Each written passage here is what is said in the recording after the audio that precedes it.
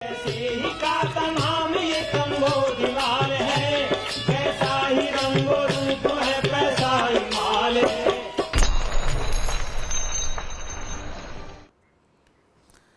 नमस्कार, मैं हूं शुभम शंकरधर। आप देख रहे हैं मनी 9। स्वागत है आपका मनी सेंट्रल में। मेरे साथ स्टूडियो में मनी 9 के एडिटर अंशुमान तिवारी जी जुड़ गए हैं। सर, बहुत स्वागत है आपका। अंशुमान जी से खबरों पर विश्लेषण शुरू किया जाए इससे पहले आप जानिए आज शो में खास क्या है, कौन सी खबरें आज शो का हिस्सा हैं जिन पर चर्चा होगी। शुरुआत होगी आधार वेरिफिकेशन की खबर से। क्या कहते हैं आधार वेरिफिकेशन के नए दिशा निर्देश? कैसे हो रही बजट में सब्सिडी घटाने की तैयारी? क्यों बढ़ने लगी अचानक मनरेगा की मांग? रुपए में आई मजबूती कितनी टिकाऊ? क्यों नहीं बिक रहे सस्ते घर?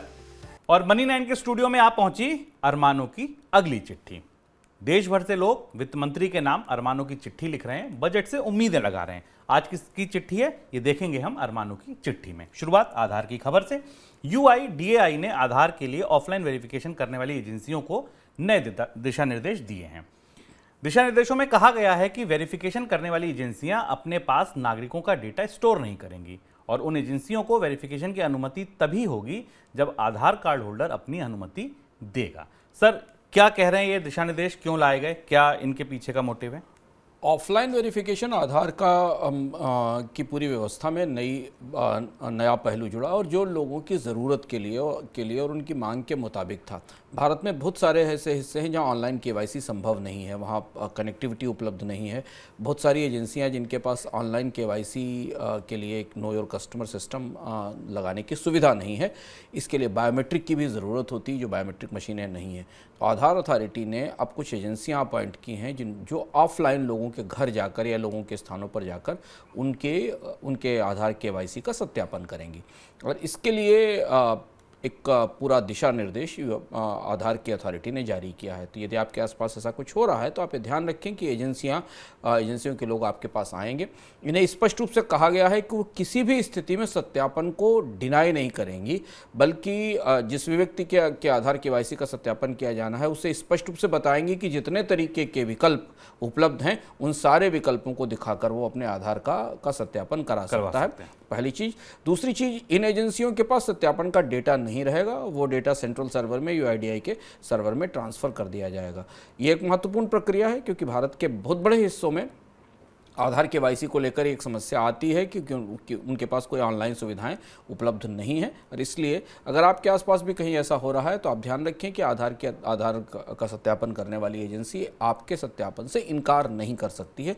वो आपको वो सारी सुविधाएं देगी जिन सुविधाओं का निर्देश उसे दिया गया है। चलिए अब खबर बजट 2023 से जुड़ी।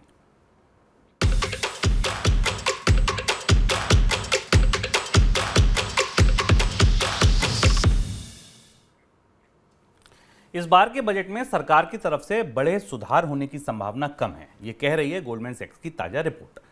बजट में सरकार की तरफ से सब्सिडी के बोझ को घटाने को लेकर कुछ घोषणाएं जरूर हो सकती हैं, लेकिन चुनाव को ध्यान में रखते हुए सरकार का ज्यादा फोकस ग्रामीण और जन कल्याण की योजनाओं पर रह सकता है। बजट में सरकार ग्रामीण रोजगार और हाउसिंग के लिए खर्च को बढ़ा सकती है, ये भी इस रिपोर्ट में कहा गया है। सर, सब्सिडी घटाने की तैयारी किस तरह हो रही है? रिपोर्ट में कहा गया है कि सब्सिडी घट सकती है, अगर घटी तो इसकी क्या तैयारी है? ये बजट दो बड़ी दुविधाओं के बीच में है, और अगर यह माने कि 3 तरीके की बड़ी दुविधाओं के बीच में है। सरकार को हर हाल में राजकोषीय घाटे को GDP के 5.9% तक सीमित रखना है, यानी 50 बेसिस पॉइंट की कमी लानी है और उसके बाद 2025 तक इसे 4.5% और 5% के आसपास लाना है। एक लक्ष्य ये है, क्योंकि पिछले 2 सालों में सरकार ने पैंडेमिक के कारण, महामारी के कारण बड़ा खर्च किया है, इसलिए राजकोषीय घाटा बेहात हो रहा है। दूसरी तरफ दबाव यह है कि अर्थव्यवस्था स्लोडाउन के मोड में है, गहरे स्लोडाउन के मोड में है और वहाँ ज़्यादा खर्च करने की जरूरत है। और तीसरी तरफ सरकार के सामने एक अगला चुनाव खड़ा हुआ है। ऐसी परिस्थिति में एजेंसियाँ यह मान रही हैं, सरकार शायद कितना मानेगी कि नहीं। एजेंसियाँ जब किसी तरीके की संभावना जाहिर करती हैं तो इससे हमें समझ पाते हैं कि दुनिया के निवेशक और विशेषज्ञ भारत के बजट में क्या उम्मीद कर रहे हैं, क्या किस बात की संभावना दिखाई दे रही है। और इस हिसाब से ऐसा लग रहा है कि सरकार इस साल के बजट में बड़े खर्च या बड़ी सब्सिडी की योजनाएं लागू नहीं करेगी, बल्कि सब्सिडी में कटौती करेगी, क्योंकि फिस्कल डेफिसिट का टारगेट 6.4% है, जिसे आगे न जाने दिया जाए, सबसे बड़ा लक्ष्य होगा, इसे रोकने की कोशिश होगी। 2-3 महत्वपूर्ण मद है जहां सब्सिडी में कटौती होगी। खाद्य सब्सिडी में हमने कटौती देख ली, शुरू हो गई, क्योंकि खाद्य सब्सिडी में मुफ्त अनाज की स्कीम का पूरा पुनर्गठन कर दिया गया। प्रधानमंत्री गरीब कल्याण योजना बंद कर दी गई। अब जो थोड़ा सा अनाज मिल रहा है लेकिन वो मुफ्त मिल रहा है, और इस तरह से अगले साल के लिए सरकार ने फूड सब्सिडी के बिल में बचत की है। ऐसा माना जा रहा है कि सरकार उज्ज्वला योजना पर जो गैस सिलेंडर की सब्सिडी है उसे जारी रखेगी, बढ़ोतरी की गुंजाइश कम है। गोल्डमैन सैक्स का मानना है कि अगले साल फर्टिलाइजर सब्सिडी में कमी आ सकती है। हालांकि इसका तर्क स्पष्ट नहीं है।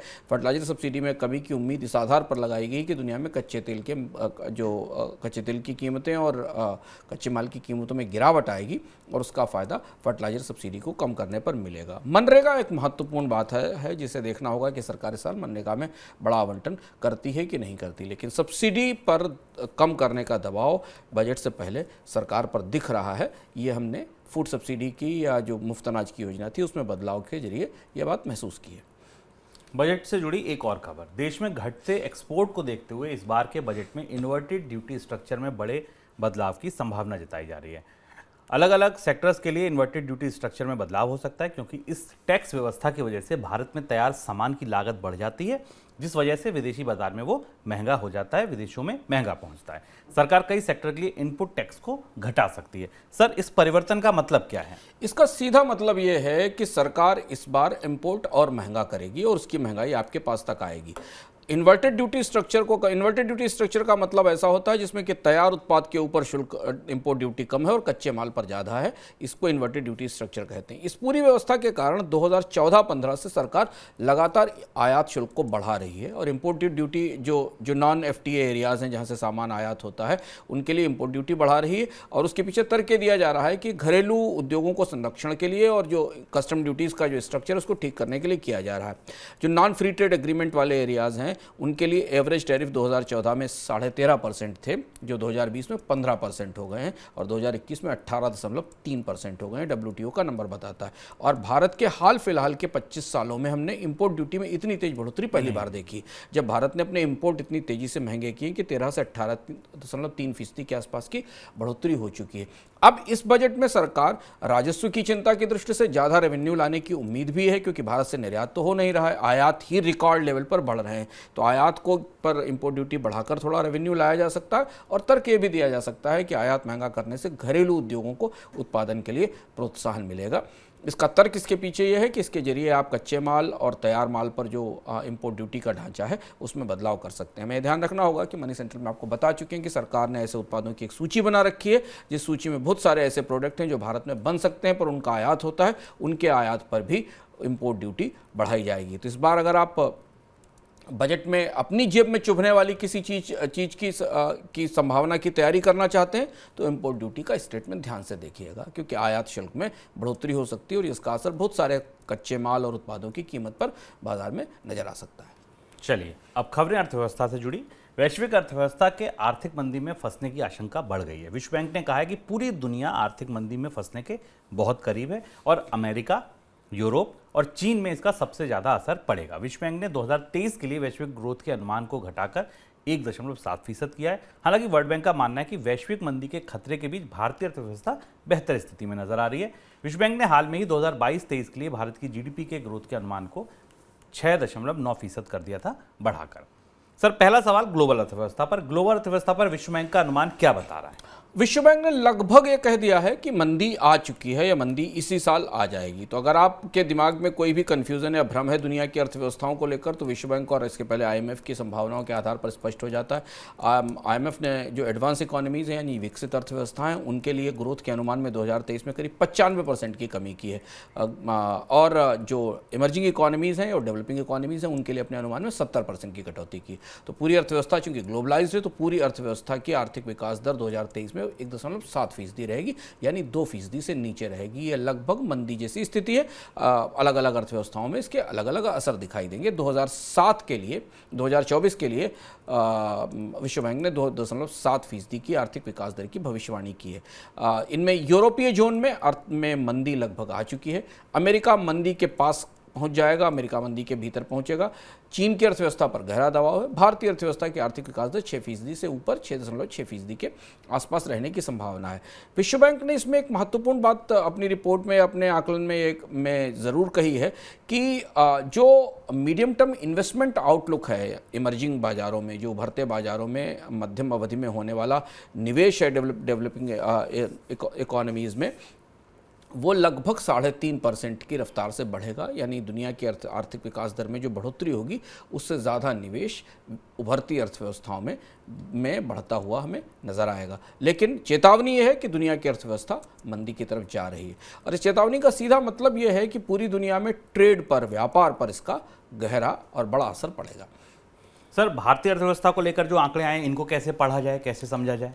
भारतीय अर्थव्यवस्था को लेकर विश्व बैंक ने कहा है कि भारतीय अर्थव्यवस्था पर अगले साल 6.6% की आर्थिक विकास दर जाहिर करेगी। 7% से नीचे की विकास दर है।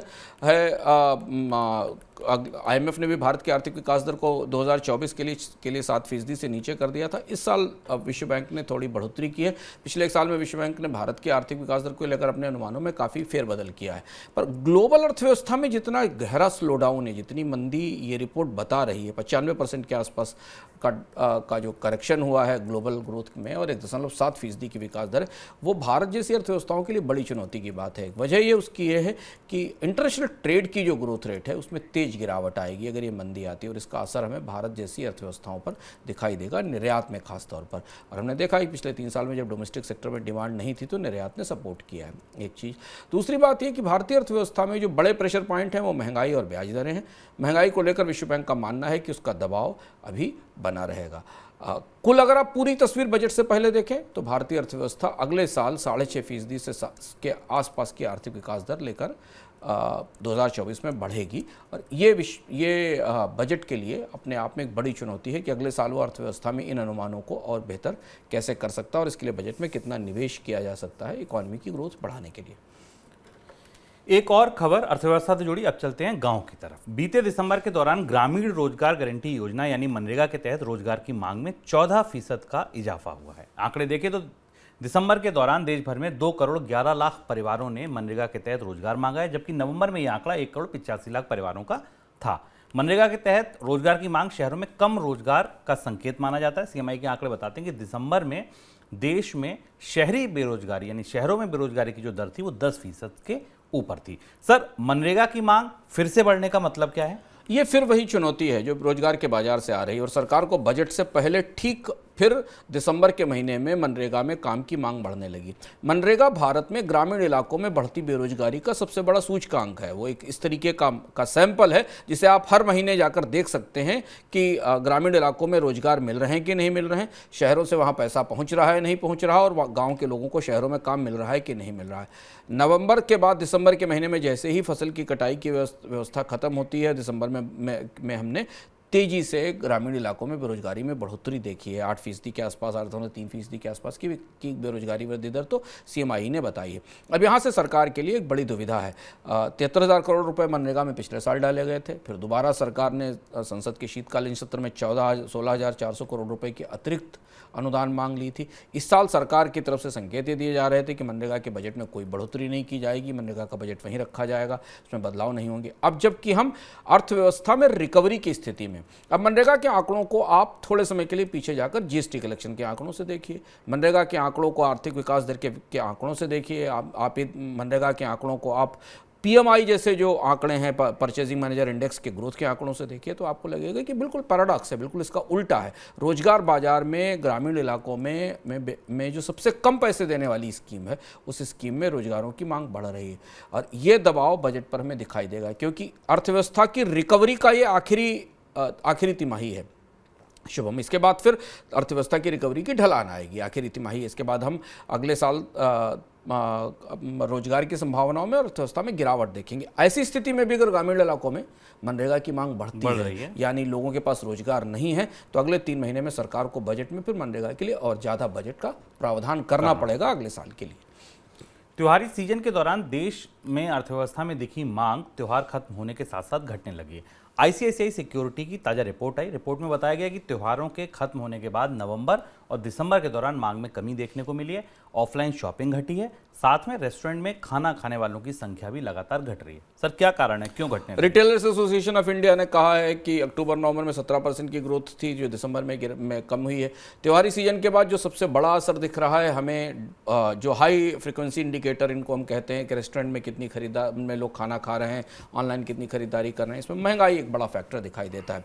क्योंकि खाने पीने की चीज़ों की कीमतें लगातार बढ़ी हैं, फूड बास्केट महंगी हुई है, इसलिए रेस्टोरेंट से आने वाले सामान्य रेस्टोरेंट में के जो बिल हैं वो भी बढ़ना शुरू हैं। ऑनलाइन शॉपिंग में भी तेज गिरावट आई है जो त्योहारी सीजन के बाद घटती क्रय शक्ति का, परचेजिंग पावर का संकेत मिल रहा है। और इसीलिए भारत की प्रमुख एफएमसीजी कंपनियां भी अपने नतीजों को लेकर थोड़ा रिजर्व और कॉशस है। और चूंकि बाजार में नतीजों का सीजन शुरू हो चुका है और हम आपके पास नतीजे लेकर आ रहे हैं, तब हमारी निगाह इस बात पर रहेगी कि एफएमसीजी कंपनियों के नतीजे तीसरी तिमाही में क्या है और हमें वो क्या बताते हैं भारत के बाजार में मांग को लेकर, क्योंकि वही वो पल्स है, वही वो धड़कन है, वही वो नब्ज है जहां से हमें पता चलेगा कि तीसरी तिमाही में क्या कोई इंपॉर्टेंट रिकवरी किसी खास सेगमेंट में बनती दिखाई देती है। अगली खबर भारतीय करेंसी रुपए से जुड़ी। अमेरिकी डॉलर में नरमी की वजह से भारतीय करेंसी रुपए में तेजी देखी जा रही है। डॉलर के मुकाबले रुपया करीब 6 हफ्ते की ऊंचाई पर पहुंच गया। बुधवार को प्रति डॉलर 81.61 के स्तर पर देखा गया। अमेरिका में महंगाई की कुछ कमी आई है। अमेरिका में महंगाई जो है वो कुछ कम हुई है, जिस वजह से उम्मीद है कि केंद्रीय बैंक यानी फेडरल रिजर्व भविष्य में ब्याज दरें बढ़ाने की रफ्तार को धीमा कर सकता है। इसी उम्मीद की वजह से डॉलर इंडेक्स नरम हुआ, जिसका असर रुपए पर भी दिखा। सर, रुपए की ये हालिया मजबूती कितनी टिकाऊ है? दो चीज़ें, एक तो डॉलर की कमजोरी के कारण, हालांकि फेडरल रिजर्व की तरफ से जैसे बयान आ रहे हैं उस हिसाब से तो ऐसा लगता है कि फेडरल रिजर्व और सख्ती के साथ महंगाई नियंत्रण पर जाएगा, जिस पर हम आगे इसी कार्यक्रम में चर्चा करेंगे। उसका असर हमें रुपए पर दिखाई दिया और रुपए की कीमत लंबे समय के बाद 82 से ऊपर जाती दिखाई दी। नहीं तो रुपया काफ़ी लंबे समय से 82 और 83 के बीच घूम रहा है। लेकिन अगर आप टेक्निकल चार्ट्स को देखें या विशेषज्ञों की बात माने तो ये माना जा रहा है कि रुपया 82-40 से लेकर 83 के आसपास के दो स्तरों के बीच में मूव करेगा। तो इसलिए रुपए की मजबूती कई सारी और भी फैक्टर से प्रभावित होगी। उसमें खास तौर पर भारत का चालू खाते का घाटा, करंट अकाउंट डेफिसिट, जिसका बड़ा दबाव हमें रुपए की कीमत पर दिख रहा है। 2022 के दौरान शेयर बाजार में इंश्योरेंस कंपनियों का निवेश रिकॉर्ड स्तर पर पहुंचा है। 2022 के दौरान घरेलू संस्थागत निवेशक यानी DIIs ने शेयर बाजार में 2.75 लाख करोड़ रुपए का निवेश किया है। इसमें करीब 90,000 करोड़ का निवेश जो है वो केवल इंश्योरेंस कंपनियों की ओर से आया है। घरेलू संस्थागत निवेशकों में इंश्योरेंस कंपनियों के अलावा mutual fund, banks, pension fund और कुछ स्थानीय वित्तीय संस्थान भी शामिल होते हैं। सर, ये जो पैसा आया है करीब 2.25 लाख करोड़ रुपया बाजार को कितनी स्थिरता दे पाएगा? शुभम, पिछले साल हमने FIs के रुख पर चर्चा की, विदेशी संस्थागत निवेशकों पर चर्चा की, पर DII का रुख या भारत के डोमेस्टिक इन्वेस्टर्स का रुख, खासतौर से जिसमें इंश्योरेंस और म्यूचुअल फंड, उनका रुख काफ़ी महत्वपूर्ण रहा और उन्होंने बाजार के उतार चढ़ाव में बाद में समर्थन दिया। सबसे महत्वपूर्ण पिछले 2 महीने रहे, नवंबर और दिसंबर के। उसमें एक दिलचस्प रुख दिखाई देता है। जनवरी से अगर आप दिसंबर तक की यात्रा करें बाजार में, डोमेस्टिक फंड इन्वेस्टर्स की तौर से यानी म्यूचुअल फंड और बीमा कंपनियों की तौर से देखें तो हमने जनवरी से लेकर जुलाई तक बाजार में लगातार खरीद देखी है। मंथ ऑन मंथ बेसिस पर जनवरी में ये करीब 20,000 करोड़ थी, जो मई में बढ़ के 45,000 करोड़ हो गई, फिर जुलाई में फिर 45,000 करोड़ के आसपास आई। जुलाई के बाद हमने इसमें गिरावट आनी देखी थी और अगस्त एक ऐसा महीना था जहां DIIs ने बड़ी बिकवाली की थी, डोमेस्टिक इन्वेस्टर्स ने बड़ी बिकवाली की थी और तब ये करीब बिकवाली 5 से 8,000 करोड़ के आसपास की थी। फिर उसके बाद सितंबर और अक्टूबर में विदेशी भारतीय निवेशकों ने खरीदारी की, पर ये खरीदारी निश्चित तौर पर उतनी नहीं थी जितनी कि हमने जनवरी से लेकर जून तक देखी थी। खरीदारी 10 से 15,000 करोड़ रुपए मंथ के लेवल पर थी, जबकि जनवरी से लेकर अगर जुलाई तक देखें तो जो एवरेज नंबर दिखाई देता है वो करीब 40,000 करोड़ के आसपास की खरीदारी का था। नवंबर में फिर बिकवाली आई घरेलू निवेशकों की और दिसंबर में उन्होंने वापस खरीदारी की। यहाँ से जो रुख दिखता है वो ये कि दिसंबर में जो खरीदारी, उसने इस बात का संकेत दिया है कि जो बाजार में करेक्शन हमने बनते देखा था, जो गिरावट देखा था, उस मौके पर भारत के संस्थागत निवेशकों ने खरीदारी की है और अंदर निवेश किया है। अगर बाजार नरम रहता है, बाजार में गिरावट रहती है, उसके बाद भी भारत के संस्थागत निवेशक बाजार में कितने समय तक निवेश की रफ्तार बढ़ाए रख पाएंगे, ये सवाल होगा। लेकिन पिछले साल से अगर आप देखें तो हमें एक ढलान दिखती है जो जनवरी से घटते घटते दिसंबर तक आ जाती है। दिसंबर में ये निवेश करीब 25,000 करोड़ रुपए के आसपास था। अब बहुत कुछ इस बात पर निर्भर करता है कि कंपनियों की तीसरी तिमाही के नतीजे कैसे आते हैं, और दूसरा बड़ा असर भारत की अर्थव्यवस्था को लेकर व्यापक तस्वीर कैसे बनती है। हालांकि म्यूचुअल फंड इन्वेस्टर्स के लिए या म्यूचुअल फंड निवेशकों के लिए ये माहौल किसी भी स्थिति में बेहतर है, क्योंकि म्यूचुअल फंड के SIP से आने वाले पैसे तो निवेश होते ही हैं बाजार में। म्यूचुअल फंड कंपनियों के पास निवेश के अलावा कोई विकल्प नहीं है। अब दिन की सबसे बड़ी खबर।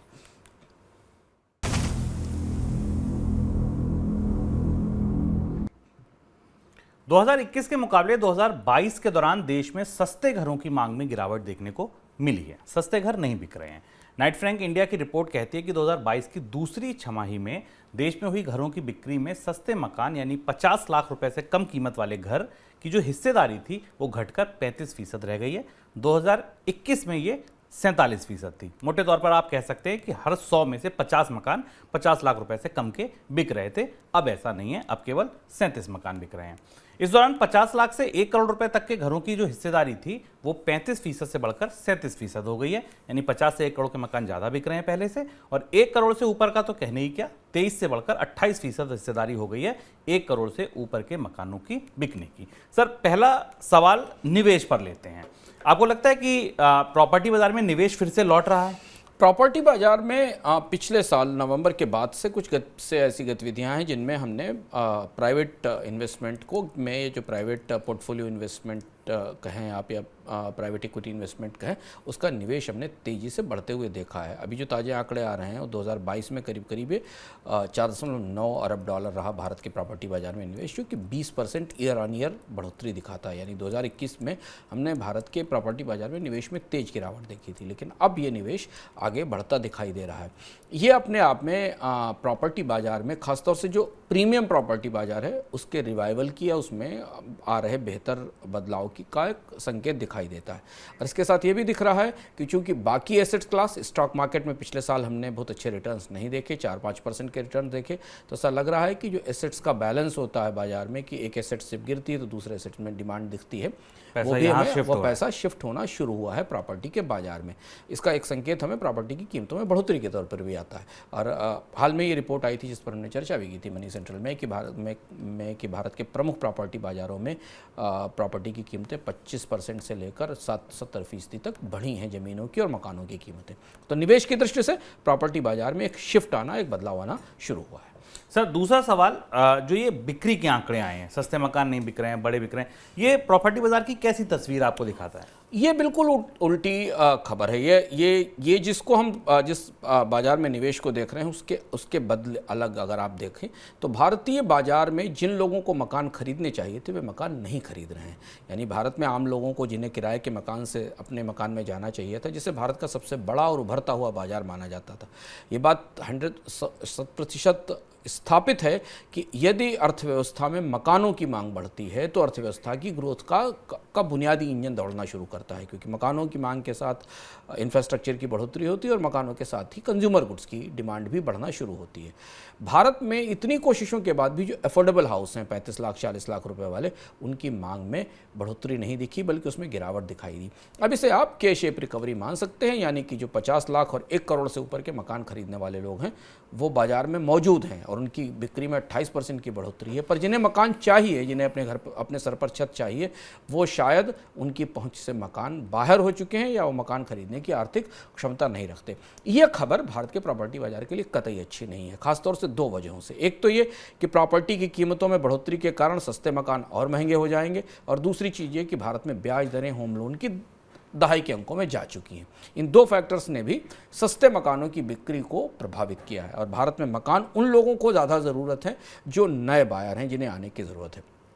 स्वाभाविक रूप से 1 करोड़ रुपए से ऊपर की जिस प्रॉपर्टी की सेल्स के नंबर हमें दिख रहे हैं वो दरअसल लोगों के दूसरे तीसरे मकान हो सकते हैं या उनके निवेश के लिए खरीदा गया निवेश होगा, और इसलिए हमें प्राइवेट इक्विटी इन्वेस्टमेंट की बढ़ोतरी का, जिसका जिक्र हमने पहले किया, प्रॉपर्टी बाजार में वो बढ़ता हुआ दिखाई देता है। सर, सस्ते मकान नहीं बिक रहे हैं, तमाम रियायतें दी जाती हैं, सरकार की तरफ से प्रोत्साहन देते हैं, इसके बाद भी सस्ते मकान क्यों नहीं बिक पा रहे हैं? वित्त मंत्रालय को इस बात पर सोचना पड़ेगा इस बार बजट में, क्योंकि हमने अफोर्डेबल हाउसिंग को लेकर, सस्ते मकानों को लेकर 2 साल में बहुत शोर शराबा, बहुत हो हल्ला सुना।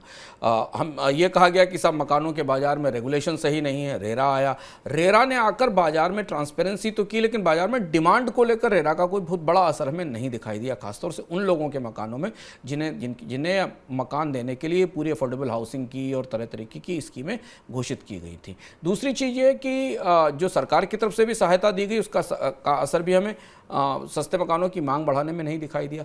कहीं ना कहीं समस्या लोगों की परचेजिंग पावर या क्रय क्षमता की है।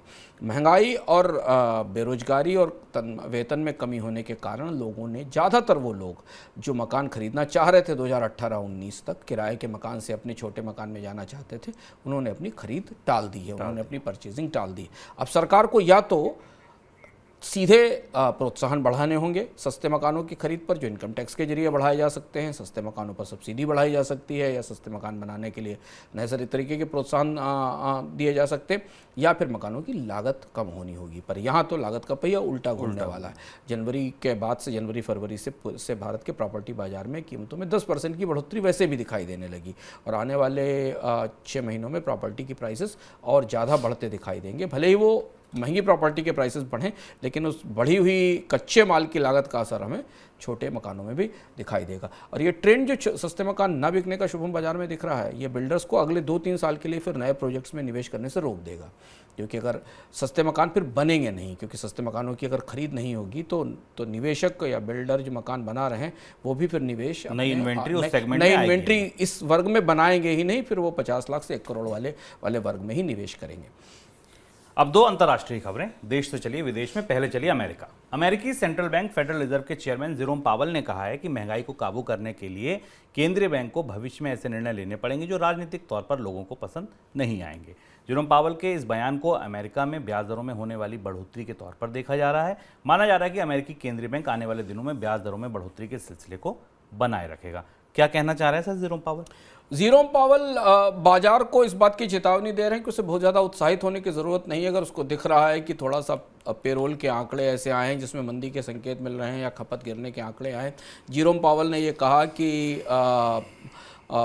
हमें बहुत लंबा रास्ता कवर करना है। हमारे पास अभी महंगाई की दर बहुत ऊंची है। उन्होंने यूरोपियन यूरोजोन की तरफ रेफ़र किया और कहा 9.2% की महंगाई दर है। अमेरिका में महंगाई दर बहुत ऊंची है और किसी भी राजनीतिक दबाव से प्रेरित होकर फेडरल रिजर्व अपने फैसले नहीं लेगा।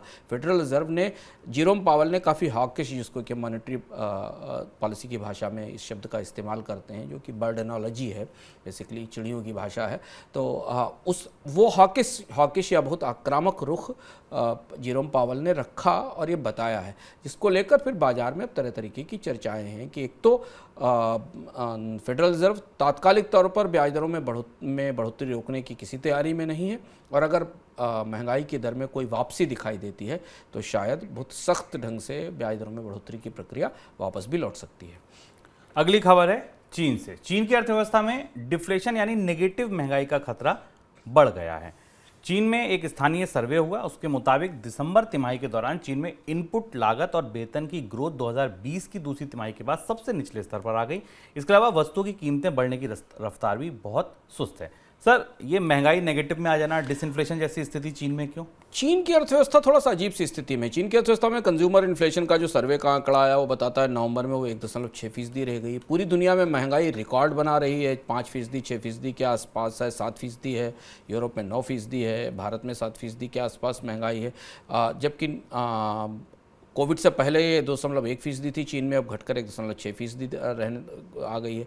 ये चीन में डिसइन्फ्लेशन का यानी मांग टूटने का बड़ा सबूत है। और ये स्थिति तब है जब चीन की सरकार ने पिछले 1 साल में इकोनॉमी को बढ़ावा देने के लिए बहुत सारे तमाम तरीके के रियायती इंतजाम किए हैं, सस्ते कर्ज दिए हैं। इस एक आंकड़े पर, चीन की इस तिमाही के आंकड़े पर पूरी दुनिया के बाजारों की नज़र है, क्योंकि चीन अगर डिसइन्फ्लेशन के हिस्से में चला जाता है या मंदी के हिस्से में चला जाता है तो फिर विश्व बैंक या बाकी एजेंसियों को अगले ही 2 महीने में अपने अनुमान फिर बदलने पड़ेंगे और उन्हें फिर बाजार में, अर्थव्यवस्था में, दुनिया की अर्थव्यवस्थाओं में गहरी मंदी की संभावना जाहिर करनी पड़ेगी। अब समय मनी सेंट्रल झटपट का।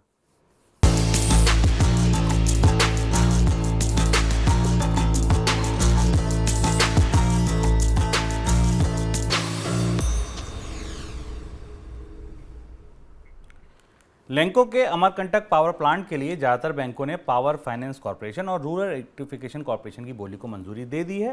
रिपोर्ट की माने तो पीएफसी और आरईसी में अमरकंटक पावर के लिए सबसे ज़्यादा 3020 करोड़ रुपए की बोली लगाई है, जो कंपनी के ऊपर कुल कर्ज का 21% है। अमरकंटक पावर को कर्ज देने वाले करीब 95% बैंकों ने इस बोली का समर्थन किया है। रिलायंस कैपिटल के लिए हिंदुजा और टोरेंट के बीच बढ़े कंपटीशन को देखते हुए बैंकों ने नए सिरे से नीलामी प्रक्रिया शुरू करने का फैसला लिया। रिलायंस कैपिटल को कर्ज देने वाले ज्यादातर बैंक दूसरे राउंड की नीलामी के हक में हैं और बैंकों को उम्मीद है कि दूसरे राउंड में रिलायंस कैपिटल के लिए 12,000 करोड़ रुपए तक की बोली आ सकती है। तीसरी खबर देश में चावल से जुड़ी। चावल की सप्लाई में सुधार के बाद सरकार की तरफ से चावल निर्यात पर लगाई गई पाबंदियों को हटाने की संभावना बढ़ गई है। सरकार ने इस साल किसानों से अभी तक जितने धान की खरीद की है वह पिछले साल से हुई कुल खरीद के मुकाबले करीब 11% ज़्यादा है। जितनी खरीद हुई है इससे करीब 360 लाख टन चावल मिल जाएगा, सरकारी स्टॉक में पहुंच जाएगा। पुराने स्टॉक को मिला लो तो घरेलू स्तर पर राशन की सप्लाई के लिए साल भर का चावल सरकारी स्टॉक में पहुंच चुका है। इसी को ध्यान में रखते हुए हो सकता है कि चावल निर्यात पर लगी पाबंदियां जल्दी हट जाएं। सर, झटपट पर कोई त्वरित कोई झटपट टिप्पणी? अब अनाज भंडार को लेकर सरकार की चिंता थोड़ी दूर होती दिखाई देती है, क्योंकि खरीफ की फसल का आकलन अच्छा है। गेहूं सर्दी के मौसम के कारण गेहूं की उपज भी बेहतर होने की स्थिति है मार्च तक आते आते। लेकिन बस यहाँ दुविधा सरकार की ये है कि अगर निर्यात में बढ़ोतरी की गई, निर्यात को दोबारा खोला गया, तो चावल की कीमतें जो पहले से काफ़ी ऊंचाई पर हैं उनमें बढ़ोतरी हो सकती है, उनमें बढ़त और हो सकती है। और यही वो दुविधा है जो शायद सरकार को इस बात से रोक रही है कि वो कई बार सोचने के बाद निर्यात को दोबारा ओपन करने के, दोबारा खोलने के या दोबारा इजाज़त देने के बारे में सोचेगी, क्योंकि खाद्य महंगाई ऊपर है, ऊंचाई पर बनी हुई है और चावल की कीमतें भी अभी ऊंचाई पर हैं। जैसे ही निर्यात खुलता है फिर कीमतों में बढ़ोतरी की संभावना बनती दिखाई देगी। चलिए अब बढ़ते हैं अरमानों की चिट्ठी की तरफ। आज चिट्ठी 8वीं मनी 9 के स्टूडियो में आ गई है। आज एक युवा ने वित्त मंत्री के नाम अपने अरमानों की चिट्ठी लिखी है। क्या कह रहा है ये युवा, आप ही सुनिए। डाकिया आया, डाकिया आया।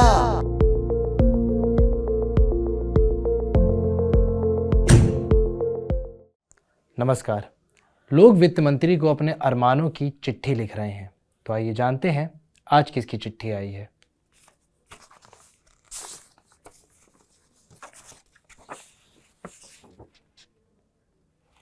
आज हमें कार्तिक की चिट्ठी आई है, तो आइए जानते हैं कार्तिक क्या कह रहे हैं। आदरणीय वित्त मंत्री जी, नमस्ते। मेरा नाम कार्तिक है, पुणे का रहने वाला हूँ। नोएडा के एक स्टार्टअप में पिछले ही महीने नौकरी लगी थी। अभी शिफ्टिंग भी नहीं पूरी हो पाई थी कि आज एचआर ने मेल करके बताया कि छटनी की एक लिस्ट तैयार हुई है, उसमें मेरा नाम भी है। नौकरी की शर्तों के मुताबिक कंपनी 1 महीने का वेतन देगी। मैम, ये नौकरी केवल मेरे लिए ज़रूरी नहीं थी, बल्कि मेरे परिवार के लिए भी ज़रूरी थी। पापा प्राइवेट नौकरी करते हैं, घर में छोटे भाई बहन हैं। जैसे तैसे एजुकेशन लोन लेकर मैंने बीटेक किया था। कर्ज दिनों दिन महंगा हो रहा है। कर्ज की किस्त हर महीने 2 महीने में बढ़ जा रही है। नौकरी जाने के बाद मैं नहीं समझ पा रहा कि बैंक का पैसा कैसे चुकाऊंगा। नौकरी जाने की खबर घर वालों को सुनाने की हिम्मत नहीं जुटा पा रहा हूँ। मैम, मेरे साथ 300 और लोगों की भी नौकरी गई है। स्टार्टअप से जा रही नौकरियों की सुर्खियों के बाद दिल बैठ सा गया है। आगे क्या होगा नहीं पता। मैम, क्या देश के भारी भरकम बजट से हमें कुछ मिल पाएगा? क्या हम लोगों की सरकार कोई मदद नहीं कर सकती? अमेरिका की तरह कोई बेरोजगारी भत्ता क्या हमें नहीं मिल सकता? क्या सरकार किसी और कंपनी में हमारी नौकरी लगवा सकती है? क्या सरकार कोई ऐसा नियम बना सकती है कि कंपनियां हमारी नौकरियां ही ना ले? मैम, अगर मंदी आ रही है तो क्या इतनी बड़ी सरकार इसे रोकने के लिए कुछ नहीं कर सकती? आप मेरी माँ की तरह हैं। अब मैं किससे कहूँ अपने मन की? आप समझ सकेंगी कि अच्छी खासी नौकरी गंवाने का क्या हाल होता है। मैम यकीन मानिए, मेरी आंखों में आंसू हैं और हाथ कांप रहे हैं। बार बार परिवार वालों का चेहरा मेरी आंखों के सामने आ रहा है। अब और नहीं देख पा रहा हूँ। हम युवाओं को आप नेता लोग देश का भविष्य बताते हो। हम कहाँ जाएं, क्या करें? मैम प्लीज़ बजट में मेरी मदद करिए। मेरा परिवार बड़ी उम्मीद के साथ आपको विनती भेज रहा है। आपका बेटा कार्तिक।